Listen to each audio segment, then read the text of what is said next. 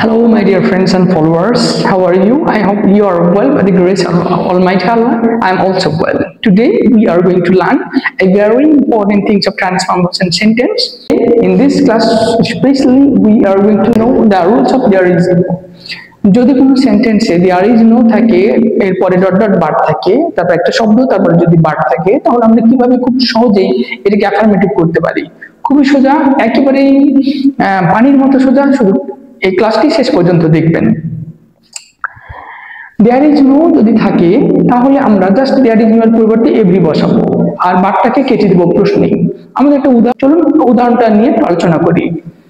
এইখানে there is no country but has its own population আছে না, এই জায়গাতে এই সেন্টেন্সটা there is no country but has its own population. There is no পেয়েছি, কিছু করা লাগবে না, শুধু আমরা প্রশ্নেই দেয়ার ইজ নো কে মার্কিং করব। মার্কিং করার পরে দেয়ার ইজ নো এর পরিবর্তে এভরি বসাবো। কি বসাবো? এভরি বসাবো। এভরি বসিয়ে দিলাম। আর যেটা করতে হবে সেটা হচ্ছে প্রশ্নে আমাকে বাট কেটে দিতে হবে। কি করতে হবে? প্রশ্নে বাট কাটিয়ে দিতে হবে। তাহলে কেটে দিলাম, থাকলো কি? Country has its own population, এটা থাকলো না, আমরা এখন ওটা উঠিয়ে দেবো। জাস্ট আমরা লিখে দেবো এভরি কান্ট্রি লিখে দিলাম, কান্ট্রি বাট কেটে দিয়েছি, তারপর হ্যাজ ইটস ওন পপুলেশন। হয়েছে? তাহলে এই ক্ষেত্রে আমরা কি করলাম? এদিকে কি আছে আমার দেখার বিষয় না, বাটের পরে পূর্ব পর্যন্ত কি আছে সেটা শুধু দেখতে হবে।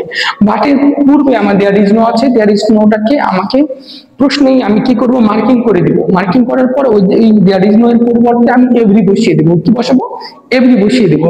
আর বাটটাকে কি করব? প্রশ্নে কেটে দেবো। প্রশ্নে কেটে দিলে আমার উত্তর বাস যা আছে সব তুলে দিলেই হয়ে যাবে। আমি জাস্ট ট্রাই করেছি, দেখেন দেয়ার ইজ নো এর পরিবর্তে এভরি বসাচ্ছি, বাটটাকে কেটে দিয়েছি, যা আছে সব বসিয়ে দিয়েছি।